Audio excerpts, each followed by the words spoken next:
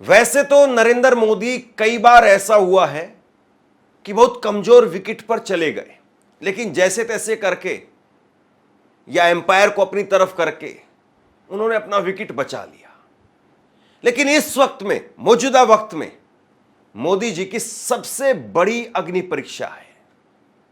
और सबसे बड़ी बात यह है कि मोदी जी अपने 25 साल के राजनीतिक कैरियर में इस वक्त में सबसे कमजोर विकेट पर आज है।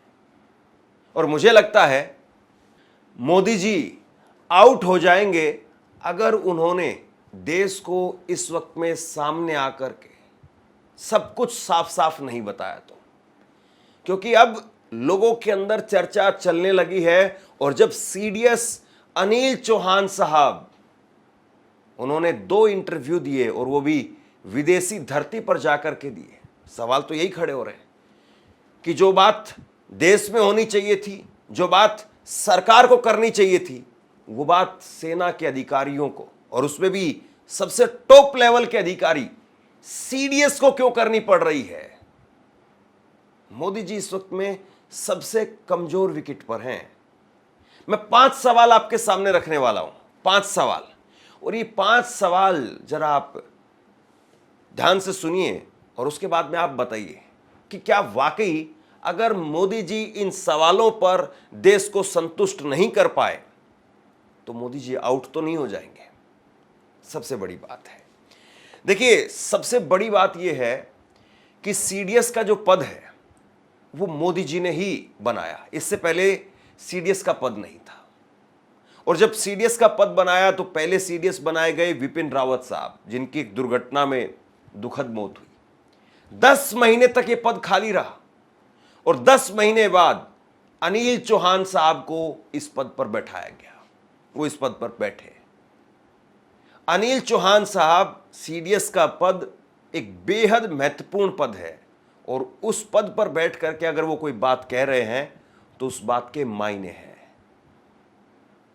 और उन्होंने जो कुछ कहा है उसको लेकर के, और देश के आम जनमानस में जो सोशल मीडिया के जरिए मैं समझ रहा हूं, इन 5 सवालों के जरिए आप समझने की कोशिश कीजिए कि क्या वाकई मोदी जी को इनका जवाब देना चाहिए या नहीं। सबसे पहला सवाल कि जब देश पर संकट आया, सबसे बड़ा संकट आया, तो क्या देश को इस बात को जानने का हक नहीं है कि उसकी सरकार, मौजूदा प्रधानमंत्री, उन्होंने किस तरीके से इसका सामना किया, किस तरीके से इस हालात में सरकार ने रिएक्ट किया। क्या ये देश को जानने का हक नहीं? और देश को कैसे पता चलेगा? देश को पता चलेगा जब संसद पटल पर जाकर के प्रधानमंत्री अपनी बात को रखें। रैली में बोलना, रोड शो में बोलना एक अलग मसला है, लेकिन संसद में जाकर के, संसद के पटल पर जाकर के बोलना, वो इतिहास का हिस्सा बनता है, वो इतिहास में दर्ज होता है। आप वहां पर बोलेंगे तो देश यकीन भी करेगा और पूरा देश सुनेगा भी। रैली में आप बतौर नेता के बोलें, उस पर आपके शब्दों की वो आपके शब्दों का वजन नहीं रहता जो संसद में आप बोलेंगे। दूसरा बड़ा सवाल, सरकार कम से कम तारीख बता दे। सरकार यही बता दे कि हम 15 दिन के बाद में, 20 दिन के बाद में, 1 महीने के बाद में हम विशेष सत्र बुलाएंगे, ताकि कम से कम लोगों में जो एक बार बार शंका पैदा हो रही है, वो फिर उस पर विराम लग सके, अफवाहों पर भी विराम लग सके। तो सरकार कम से कम तारीख तो बताए। तीसरा सवाल कि सीज फायर की बात हमें अमेरिका से पता चल रही है। अमेरिकी राष्ट्रपति वो ट्वीट करके बता रहे हैं कि सीज फायर हो गया है, बाद में यहां पर भारत में ऐलान हो रहा है। चौथा सवाल यह है कि क्या देश को यह जानने का हक नहीं कि सीज फायर हुआ, संघर्ष विराम हुआ, तो किन किन शर्तों पर हुआ? बताया जाता है, ये लोगों को सामने आकर के ये बताया जाता है कि हमने इस आधार पर सीज फायर किया है। यह भी सरकार बताती है कि हम इस वक्त में आगे कोई बड़ा नुकसान नहीं चाह रहे थे, या फिर हमने अपनी शर्तों पर उनसे इस तरीके से सीज फायर कराया। तो प्रधानमंत्री ने जो संबोधन दिया था उसमें भी उन्होंने कहा था कि पाकिस्तान की तरफ से सीज फायर को लेकर के गुहार लगाई गई और उसके बाद में भारत ने इस पर विचार किया, लेकिन वो सेंटेंस, वो चीज वहां पर कंप्लीट नहीं हो पाई। और उसके बाद पांचवा बड़ा सवाल कि जब सीडीएस ने खुद स्वीकार कर लिया है तो सरकार स्थिति स्पष्ट क्यों नहीं कर रही है? आप बताइए कि जब अनिल चौहान साहब सीडीएस के तौर पर, देश के सेना के प्रमुख के तौर पर, अगर वो इस बात को स्वीकार कर रहे हैं तो सरकार क्यों नहीं सामने आ रही है? दोस्तों, मैं आपको एक उदाहरण देना चाहता हूं। कारगिल का युद्ध आपको याद होगा, और कारगिल के युद्ध के मात्र 3 दिन के बाद में, चौथे दिन, उस वक्त में अटल बिहारी वाजपेयी की सरकार, कांग्रेस तब भी विपक्ष में थी, आज भी है, बाकी तमाम पार्टियां, तकरीबन आप मान करके चलिए यही स्थिति थी जो आज है। और चौथे दिन अटल बिहारी वाजपेयी साहब की सरकार ने कारगिल रिव्यू कमेटी बना दी, और कारगिल रिव्यू कमेटी में 4 सदस्य थे जिसकी अध्यक्षता कर रहे थे के सुब्रमण्यम। और ये कौन है पता है आपको? मौजूदा वक्त में जो विदेश मंत्री हैं एस जयशंकर, इनके पिता। इनके पिता को अध्यक्ष बनाया था, बाकी सेना के अधिकारी थे उसमें, और के सुब्रमण्यम भी सेना के जानकार व्यक्ति थे, इसलिए उनको अध्यक्ष बनाया गया था। और उन्होंने फिर उसके बाद में 15 दिसंबर 1999 को सरकार को अपनी रिपोर्ट सौंपी, और सरकार ने 22 फरवरी 2000 को वो रिपोर्ट संसद पटल पर रखी। तो जब अटल बिहारी वाजपेयी गठबंधन की सरकार, मोदी जी का जो आज गठबंधन है वो अटल बिहारी वाजपेयी से कहीं ज्यादा मजबूत है, तो वो जब अटल बिहारी वाजपेयी साहब अगर एक कारगिल रिव्यू कमेटी बना सकते हैं, सामने आकर के देश को बता सकते हैं, तो मोदी जी अभी तक इस मामले पर क्यों आगे बढ़ते हुए दिखाई नहीं दे रहे हैं? ये सवाल है। बड़ी बात आप सुनिए जरा। राहुल गांधी 17 मई को इस बात को कह रहे थे कि हमारे विमान गिरे हैं, गिराए हैं, ये सवाल पूछ रहे थे वो। और कांग्रेस के तरफ से जब ये बयान आया तो भाजपा के तमाम नेताओं ने पाकिस्तान की भाषा बोल रहे हैं, राहुल गांधी, कांग्रेस तो जो है वह पाकिस्तान के गुलाम है, चमचे की तरह से है, इस तरह की भाषा जो है वो प्रयोग की। लेकिन आप बताइए 17 मई को राहुल गांधी ने जो बात कही, उस बात को सीडीएस यहां पर कहते हुए नजर आए।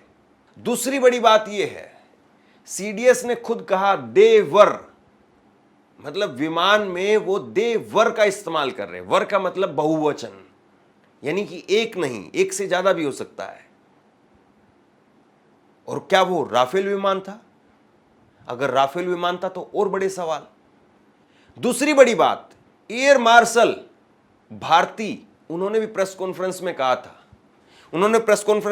और मैं कोट कर रहा हूं, loss are the part of combat situation but our pilot are safe. तो उन्होंने कहा था कि नुकसान होता है, और जब आप इस तरह की स्थिति में हो तो जाहिर सी बात है नुकसान होता है, लेकिन हमारे सभी पायलट सुरक्षित। और सवाल अब कांग्रेस उनसे यही पूछ रही है कि कल को आपके लोग आकर के इनको ट्रोल करने लग जाएंगे,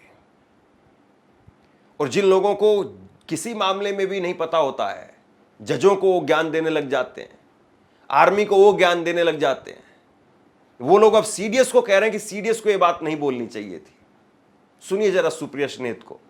भारत के chief of defence staff general Anil Chauhan ने हिंदुस्तान से हजारों किलोमीटर की दूरी पर सिंगापुर में ब्लूमबर्ग और रॉयटर्स को दिए हुए अपने एक अंग्रेजी के इंटरव्यू में यह माना कि हाँ जरूर हमारा कुछ नुकसान हुआ, हमारे कुछ जेट्स गिरे, लेकिन यह जरूरी नहीं है कि हमारे जेट्स गिरे। यह जरूरी है कि ऐसा क्यों हुआ, उनको क्यों गिराया गया, और उसके बाद हमने क्या किया। और उन्होंने बताया कि हमने रीस्ट्रैटेजाइज किया और हमने घर में घुसकर उसके बाद पाकिस्तान को मारा, पाकिस्तान के एयरबेस काफी अंदर जाकर तबाह किए। यही तो पहचान है डिसिप्लिन्ड आर्म्ड फोर्स की। यही तो पहचान होती है शूरवीरों की, उनके पराक्रम की, उनके शौर्य की।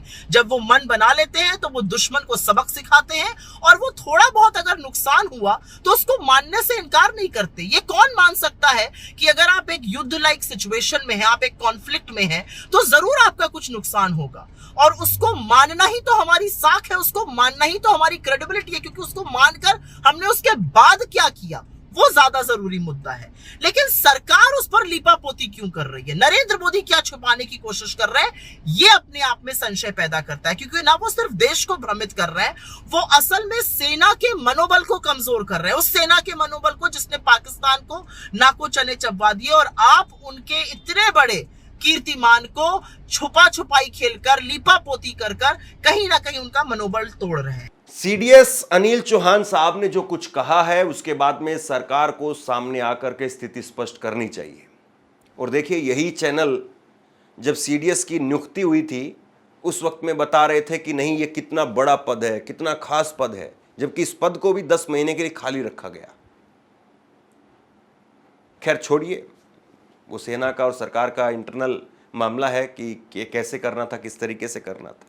लेकिन जो खूबियां बता रहे थे, जिन चैनलों पर गुणगान किया जा रहा था इनकी नियुक्ति के समय पर, आज उन्हीं चैनलों पर चुप्पी है। आज उन्हीं चैनलों पर सीडीएस अनिल चौहान साहब के बयान पर चर्चा तक नहीं हो रही है। खबर चल रही है लेकिन चर्चा वो चैनल नहीं कर पा रहे हैं। और आप बताइए, अगर सीडीएस ने अगर एक बात कही है तो उसके मायने हैं। अगर आपके घर में कोई बड़ा आदमी आकर के अगर कुछ बात कहता है तो क्या हमें उस पर चर्चा नहीं करनी चाहिए कि हमारे बड़े ने हमसे सामने से आकर के इस बात को कहा है तो हमें इस पर अमल करना चाहिए। लेकिन जो खामोशी है, अगर मोदी जी इस खामोशी को ऐसे ही बरकरार रखेंगे तो शायद हो सकता है कि जो उन्होंने कमाया है इतने दिनों तक, जो लोगों का एक विश्वास उन्होंने जीता है, हो सकता है कि फिर मोदी जी इस विकेट को, अपने विकेट को खो दे और आउट भी हो जाए। क्योंकि सबसे मजबूत आपकी कड़ी यही थी कि आप राष्ट्रवादी, आप सेना के लिए ये सारी जो आपने छवि बनाई, वो आज छवि ही आपके सामने आकर के खड़ी हो गई है और वही आपसे सवाल पूछ रही है। अब देखना ये है कि मोदी जी इसका कब और कैसे जवाब देते हैं। शेयर कीजिए आप, और आप बताइए कि क्या वाकई सरकार को सामने आकर के सीडीएस के बयान के बाद जवाब देना चाहिए या नहीं। नीचे कमेंट बॉक्स में लिख करके जरूर बताइए। धन्यवाद।